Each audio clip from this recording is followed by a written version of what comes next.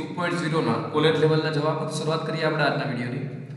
પ્રથમ પ્રશ્ન છે માનવીની ભવાઈ નવલકથા પન્નાલાલ પટેલની બીજી કઈ બે નવલકથા સુધી વિસ્તરે છે? તો તે ભાંગ્યાના ભેરુ અને ઘમરવલોણું આ બે નવલકથા સુધી વિસ્તરે છે અને જેમાંથી ભાંગ્યાના ભેરુ વર્ષ 1957 નું હતું અને ઘમરવલોણુંના બે ભાગ છે વર્ષ 1968। પ્રેમાનંદ લિખિત ઓખા હરણ કયા માસમાં ગવાય છે? તો તે ચૈત્ર માસમાં ગાવામાં આવે છે। નવા સંસદ ભવન કયા પ્રોજેક્ટના ભાગરૂપે વિકસાવવામાં આવ્યું હતું? તો તે સેન્ટ્રલ વિસ્ટા રીડેવલપમેન્ટ પ્રોજેક્ટના ભાગરૂપે વિકસાવવામાં આવ્યું હતું। પ્રસાદ યોજના કયા વર્ષમાં શરૂ કરવામાં આવી હતી? તો તે વર્ષ 2014-15 માં ભારત સરકારે પ્રવાસન મંત્રાલય હેઠળ આ જે યોજના છે તે શરૂ કરી હતી।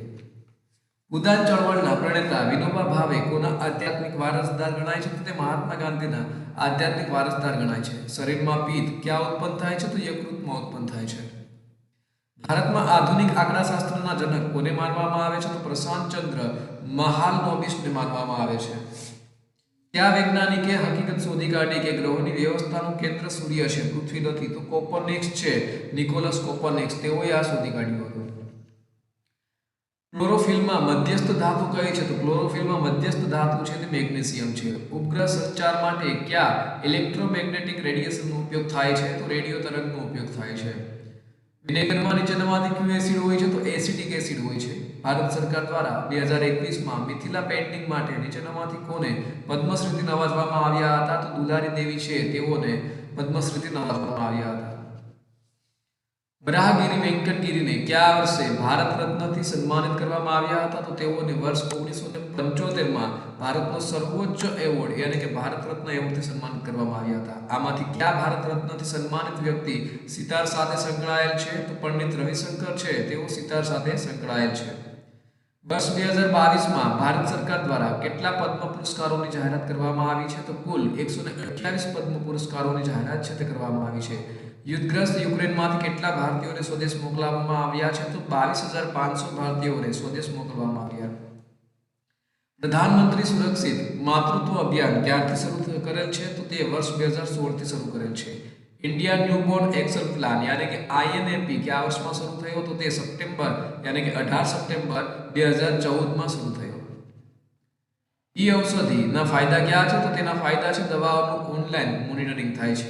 પ્રધાનમંત્રી આત્મનિર્ભર સ્વસ્થ ભારત યોજના PMASBI ની જાહેરાત કયા વર્ષમાં કરવામાં આવી હતી? તો 1 ફેબ્રુઆરી 2021 માં તેની જાહેરાત છે તે કરવામાં આવી હતી। ભારતમાં શિક્ષણ યોજનાઓ કોના દ્વારા ચલાવવામાં આવે છે? તો માનવ સંસાધન વિકાસ મંત્રાલય દ્વારા ભારતમાં શિક્ષણ યોજનાઓ છે તે ચલાવવામાં આવે છે। બાંધકામ શ્રમિક તરીકે કઈ એપ્લિકેશન દ્વારા નોંધણી કરી શકાય છે? તો સન્માન એપ દ્વારા નોંધણી છે તે કરી શકાય છે। દેશના logistic is across different status leads index 2021 માં ગુજરાતનો સ્કોર કેટલામો છે? તો આ જે સ્કોર છે લીડ્સમાં તેમાં પહેલો છે, પ્રથમ। ડિજિટલ સેવા સેતુ પ્રોગ્રામનો શું છે? ગામડાના સામાન્ય માનવી ગરીબ વ્યક્તિને પ્રમાણપત્રો દાખલાઓ યોજનાઓ માટે જરૂરી દસ્તાવેજો મેળવવા તાલુકા કે જિલ્લા મથકે જવું ન પડે અને તેનું સમય અને નાણાં બે બચે એના માટે ડિજિટલ સેવા સેતુ છે આ વ્યવસ્થાનો પ્રોગ્રામનો ઉદ્દેશ્ય છે। રોહિણી નક્ષત્ર સાથે કયો છોડ સંબંધિત છે? તો બેરી વૃક્ષ છે તે સંબંધિત છે। પ્રકૃતિ શિક્ષણ માટે જાણીતો હિંગોળગઢ અભયારણ્ય ક્યાં આવેલું છે? તો તે વિછિયા તાલુકામાં રાજકોટમાં આવેલું છે। વિશ્વ હિન્દી સચિવાલય કહાં પર સ્થિત है? તો મોકા ગામમાં મોરિશિયસમાં સ્થિત છે। મોરિશિયસ સ્થિત મોકા ગામમાં છે અને સચિવાલય છે તે 11 ફેબ્રુઆરી 2008 થી કાર્યરત છે। રામની માતાનું નામ શું હતું? તો કૌશલ્યાજી હતું। ભીમના ગુરુનું નામ શું હતું? તો દ્રોણાચાર્ય।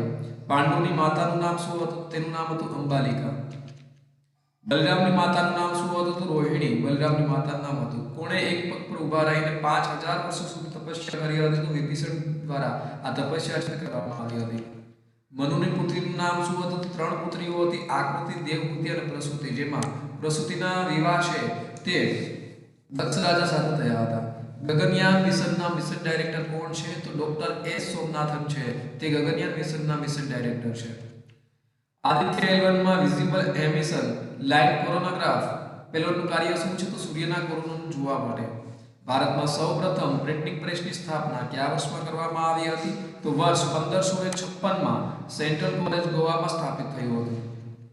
ભારતમાં સોનાની ખાણો ક્યાં આવેલી છે? તો કર્ણાટક રાજ્યમાં આવેલી છે. ભૂગાવો અને સાબરમતી નદીઓ વચ્ચે આવેલ હડપ્પન સંસ્કૃતિના સમયનું બંદર અને ઔદ્યોગિક નગર કયું હતું? તો લોથલ. ભારતના રાષ્ટ્રપતિએ ભારતીય બંધારણ મુજબ શપથ અથવા પ્રતિજ્ઞા લેવા માટેનો અનુચ્છેદ નીચેનામાંથી કયો છે? તો અનુચ્છેદ 60. એસિડની ધાતુ ઓક્સાઇડ સાથે પ્રક્રિયા કરવાથી કઈ નિપજ મળે છે? તો ક્ષાર અને હાઇડ્રોજન છે તે મળે છે. એક ચોક્કસ સાંકેતિક ભાષામાં બીજનો સંકેત GIDV તરીકે અપાય છે, તો સૂપનો સંકેત શું થાય છે? તો તેનો સંકેત આવશે XSXR. આપેલ શ્રેણીમાં પ્રશ્ન ચિહ્નના સ્થાન પર આવતો ઘટક શોધો, તો પ્રશ્ન ચિહ્નના સ્થાન ઉપર PUT આવશે. આંતરિકનો વિરુદ્ધાર્થી શબ્દ કયો છે? તો આંતરિકનો વિરુદ્ધાર્થી શબ્દ આવશે બાહ્ય. આવું કેવી ફક્ત ગામમાં બે જ જણને ત્યાં છે. નિપાત ઓળખાવો તો છે તે નિપાત છે. અથનો વિરુદ્ધાર્થી શબ્દ ઇતિ. અવિનાશીનો સમાનાર્થી શબ્દ છે અમર. પ્રસિદ્ધ સાહિત્યકાર રમણલાલ નીલકંઠનું તખલ્લુસ શું છે? તો મકરંદ છે તેઓનું તખલ્લુસ હતું. ભારતીય બંધારણના કયા અનુચ્છેદને જમ્મુ અને કાશ્મીર માટે અસ્થાયી સંક્રમિત અને વિશેષ જોગવાઈઓ તરીકે શીર્ષક આપવામાં આવ્યું હતું? તો 370 અનુચ્છેદ. વર્ષ 2018 માં ગુજરાતના ધારાસભ્યોનો પગાર અને ભથ્થામાં કેટલા ટકા વધારો થયો હતો? તો 65% વધારો છે તે થયો હતો. શોષણ સામેના અધિકારનો ઉલ્લેખ કઈ કલમમાં આવેલ છે? તો અનુચ્છેદ 23 અને 24માં. નવીન જાહેર વહીવટશાસ્ત્ર માટેની ચળવળની શરૂઆત ક્યારથી થઈ હતી? તો 1960ના વર્ષથી થઈ હતી.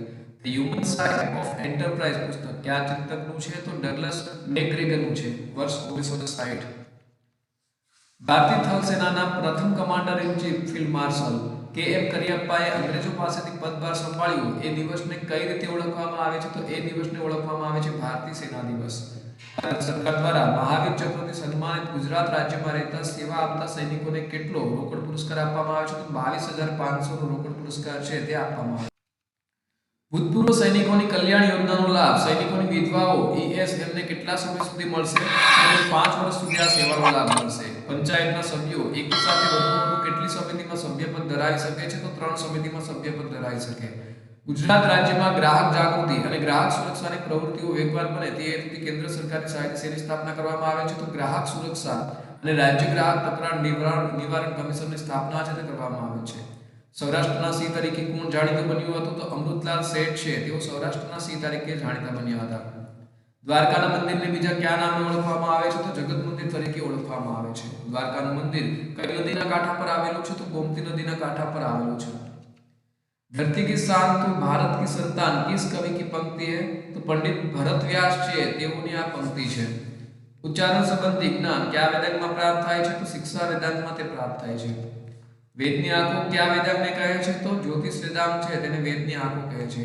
ઇન્ડિયન વેટરનરી રિસર્ચ ઇન્સ્ટિટ્યૂટ એટલે કે IVRR દ્વારા કઈ ડિગ્રી માટે સ્કોલરશિપ આપવામાં આવે છે? તો MBSc SC અને PhD ના વિદ્યાર્થીઓને સ્કોલરશિપ છે તે આપવામાં આવે છે. તો આ સાથે આજના દિવસનો વિડિયો પૂર્ણ થાય છે. બીજા અગત્યના વિડિયો લિંક સ્ક્રીન ઉપર આપેલી છે. ચેનલમાં નવા હોય તો તમે ચેનલને સબસ્ક્રાઇબ છે તે પણ કરી શકો છો. તો આ સાથે આજના દિવસનો વિડિયો પૂર્ણ થાય છે. ફરી મળીશું બીજા નવા વિડિયોમાં. ત્યાં સુધી રજા આપશો. નમસ્કાર.